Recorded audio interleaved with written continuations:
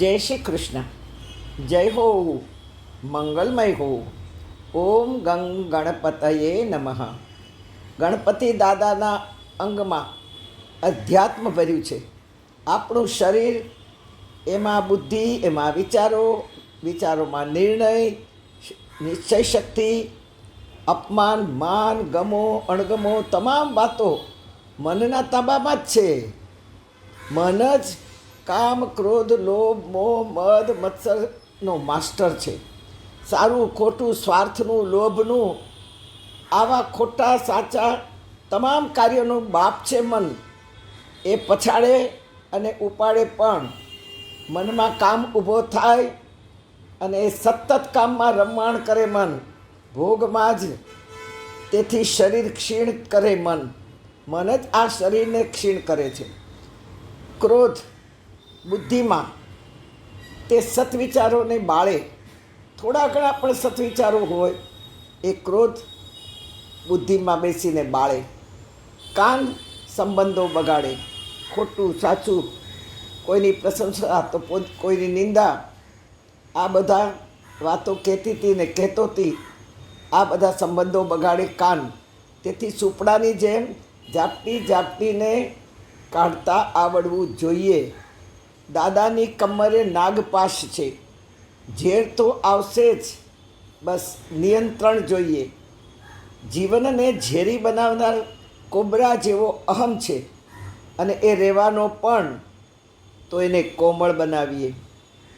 ઘણી વખત આ બધા સૂત્રો આવે છે બધાના, તો એમાં સતત લોકો કહેતા હોય છે, તમારે આમ કરવું જોઈએ, તમારે તેમ કરવું જોઈએ, તમને નહીં તો આમ થશે, તમને નહીં તો તેમ થશે. ત્યારે હું એમ કહું કે ઉપદેશ દેવાને લાયક તમે નથી અને હું પણ નથી. માટે તમે ના કરો, આપણે બોલો. આપણે બધા વિદ્યાર્થીઓ છીએ આ જન્મ મરીએ ત્યાં સુધી. તેથી તમે જે કહો છો ને એ બહુ કાનને ખૂંચે છે અને દિલને ગમતું નથી. તેથી કદી બોલનારા સૂત્રો અમે કોકના જ બોલતા હોઈએ છીએ. આપણે કોઈનું ચાવેલું જ બોલતા હોઈએ છીએ, પોતામાંથી તો કાંઈ નીકળતું નથી. પછી તમે કરવાનું, જે કાંઈ તમને ઘેલું લાગ્યું છે એને મૂકી દો, આપણે શબ્દ બોલો. કોબરા જેવો અહમ છે આપણી અંદર, નહીં રહેવાનો. પણ કોબરાને આપણે અહમને અસ્મિતામાં ફેરવી દઈએ. મને ઘણીવાર જ્યારે બી લોકો ફોન કરે ત્યારે દંડવત કરે, માં દંડવત. હું કહું ઠાકોરજીને પહોંચાડ્યા. તો કે કેમ એવું બોલ્યા? હું કહું તમે આજે દંડવત કરો ને કાલે દંડો લઈને આવો. હું તો દંડવત પહોંચાડું, પછી દંડો એમને સોંપી દઉં, એમને જે કરવું હોય કરે. તેથી કોઈના નમસ્કાર ઝીલવા, કોઈ પગે લાગે તો આશીર્વાદથી હાથ લંબાવવા. આશીર્વાદ વિશે તો જાણશો ને તો કોઈને આપશો જ નહીં. આશીર્વાદ કોઈને નહીં આપવાના, શુભેચ્છા આપો. બસ મારી શુભેચ્છા છે કે તમારી ઈચ્છા ભગવાન ફાળે. બાકી આશીર્વાદ દેવા કે ન દેવા એની વિશે પણ આપણે ચર્ચા કરશું. અસ્મિતામાં ફેરવી નાખવાનો છે અહમને. આંખને જીભ નથી અને જીભને આંખ નથી. આંખ જોઈ શકતી નથી, જીભ જોઈ શકતી નથી, આંખ બોલી શકતી નથી. છતાં બધું જ ગુપ્ત છે.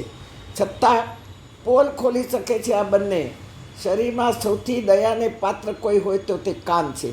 કાન બિચારા છે, એને બધાનું સાંભળવું પડે. સંગીત કે સતામણી, બે હાથે કાન બંધ કરીએ તો પણ ઢોલ નગારા સાંભળવા પડે. તમે જુઓ આજકાલ કેટલા ઢોલ વાગે છે, કાન ફાડી નાખે એવા. આપણે ગમે એટલા કાન દબાવીએ તો પણ આપણને અવાજ આવવાનો જ. તો કાન બિચારા છે, માટે સાંભળો બધાનું, પણ કરીએ આપણે આપણી બુદ્ધિને પૂછીને. ભગવાન આવા હિંસક અવાજોથી ગીતામાં એની વચ્ચે રહીને ગીતા કહે છે. આવા અવાજોમાં જ આપણે પણ હવે ઘોંઘાટથી બધું ટેવાઈ ગયા છીએ. આંખ લૂચી છે એટલે તો કહીએ કે મારું ધ્યાન નહોતું, થયું હશે પણ મને ખ્યાલ નથી, મારું ધ્યાન નહોતું. ધ્યાન તો હતું, પણ છતાંય આપણે આ વાતમાં નથી પડવું. છતાં આંખ તમામ વાતોનો ઈશારો પણ કરે છે. કારણ કે બુદ્ધિની દીકરી છે દ્રષ્ટિ, વિચારો છે દીકરો બુદ્ધિવાનો. બહુ જ મોટો પરિવાર છે. એના પરિવારને મળવા જઈએ તો આપણે ખુદ ખોવાઈ જઈએ. ભવિષ્ય જોવાની, સનાતન ધર્મને સમજવાની સૂક્ષ્મ દ્રષ્ટિ હોવી જોઈએ, અને એ છે સૂંઢ. અહમ સદાય રિસાયેલો જ રહેવાનો. સૂંઢ ફેરવતા આવડી જવું જોઈએ, કચરો ફેંકતા આવડી જવું જોઈએ, ગુણોને સૂંઘતા શીખવાનું છે. પગ બુદ્ધિના તાબામાં છે. બુદ્ધિ જ્યાં લઈ જશે ત્યાં જશે.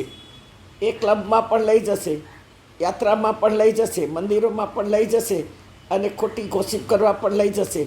બુદ્ધિ સાત્વિક હશે તો પગને સત્કાર્યમાં, સેવા કાર્યમાં, પરોપકારના કાર્યમાં લઈ જશે. સતત વ્યવહાર, બિઝનેસ, પરિવારમાં, પાર્ટીઓમાં જવું, આ રાજસી ગુણ છે. ત્યાં ઈચ્છા રાખશો બુદ્ધિમાં તો પગ ત્યાં પણ લઈ જશે. આમાં સમાજ, જ્ઞાતિ કાર્યમાં પણ જવું ઠીક છે. માત્ર પોતાના સ્વાર્થ, પ્રશંસા, પદ માટે કરતા હો તો એ રાજસ કર્મ છે, તામસ બની જશે. તેથી વિચારો અને પ્રભુને ગમે તેવું કાર્ય કરીએ.